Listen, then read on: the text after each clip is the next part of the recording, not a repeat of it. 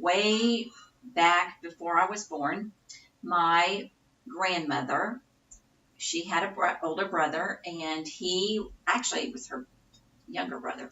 I believe he was the baby of the family. There was 5 children. They grew up in Chandler, Oklahoma, and then Miami, Oklahoma. And my great-grandmother obviously had her own home, and she would always cook for the family. And so when they would get together, they would have a whole bunch of people come over. And so when my Uncle Bill and my Uncle Jess, they were stationed at Pearl Harbor when the bombing occurred and the war started. And they were separated at that time, and my one uncle went off to Japan, and while he was there, and he was the one that kind of wanted to spoil my great-grandmother a lot, he decided to buy this china for her from where he was stationed. When he would have shore leave, he would go into, and he was in the Army, but he would get off the base and he would go in and do some shopping, and he would buy some things for my great-grandmother.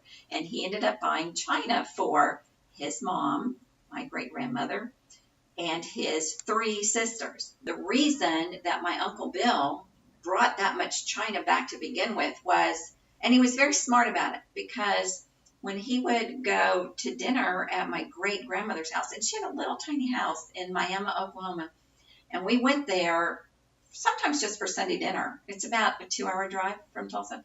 We would all pile in the car, and we would go down there, and we would eat in their little tiny house in Miami, Oklahoma. And back then, the dining room was a very big, important feature of a home. And we always sat around her dining room table. And there was always 20, 25 people around that table. So a set for 24 was very extravagant at the time. Not a lot of people had that, but my uncle made sure that when they came to sit down together and eat, that she had a set of china that would fit for everyone, because we had a huge family. And so and my aunt had 4 children. So when we all got together, you needed a place setting for 24. And I remember, and my sister and I were talking about it last night, Sharon and I, about going to Miami, and even as little kids, sitting with the grown-ups around this huge table with my little tiny short great-grandmother, and all the women wore aprons, running in and out of the kitchen to fill up platters to put on the table. We all sat around the table, even the little tiniest one. And we laughed because so many times we would fall off the phone books, because we would be stacked up on these phone books and books. That's one of the things, whoever set the table would stack up books for us to sit on so that we could eat, and we ate off this china when we were little. I mean, I was probably, from 3 years old on, allowed to sit in there with them at the table. There were 9 children in my family, and at this time, there was only 4 of us living in Tulsa, Oklahoma, and then my mother and one of my sisters were living in Mexico, Missouri. And so when we inherited this from my grandmother when she passed away, all of this china was just laid out on the dining room table, and my mother wasn't sure what to do with it because she wasn't living here at the time. And so she decided that she would just give each of us children that were there a place setting. Well, none of us really knew what to do with one place setting, but it was kind of cool. I brought it home, put it in the cabinet, and knew that it was from my grandmother, and that also my great aunts and my great-grandmother each had a set. So basically from that 24 place setting of china that belonged to my grandmother, my aunt got 12, and she took it home and gave it to her children.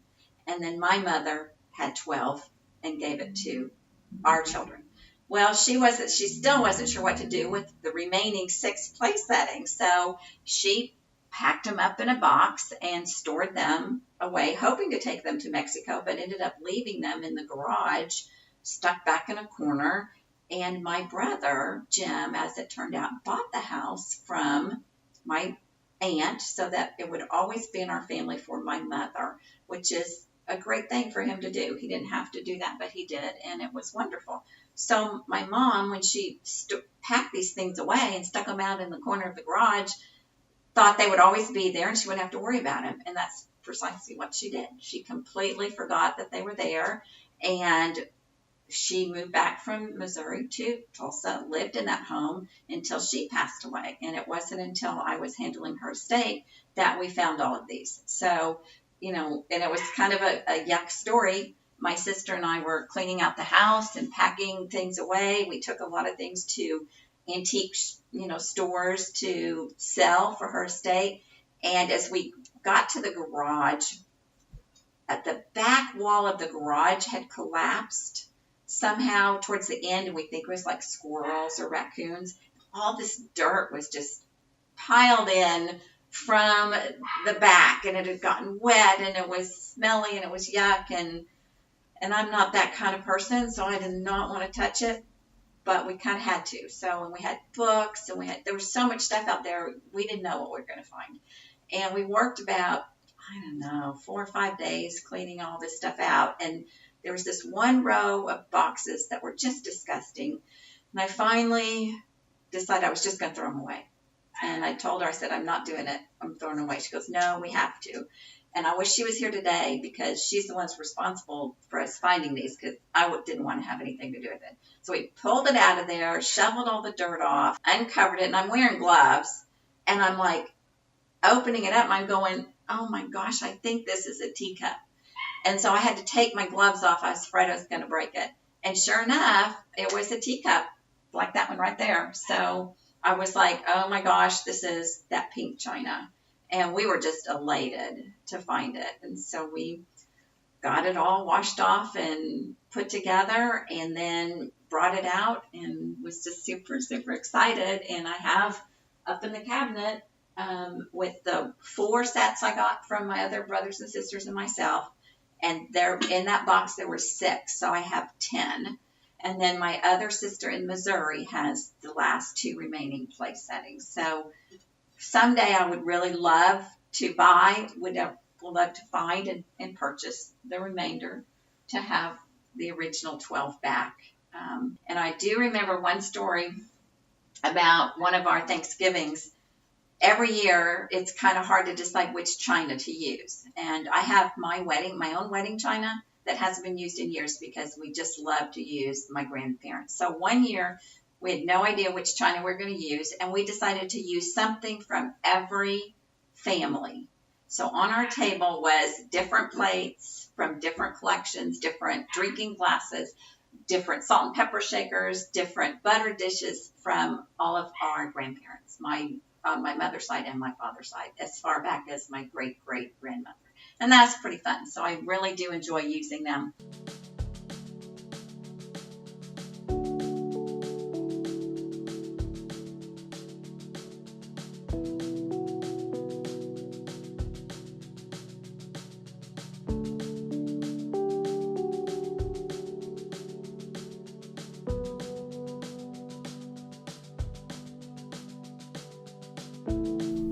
Thank you for watching the Kersten's Antiques YouTube channel.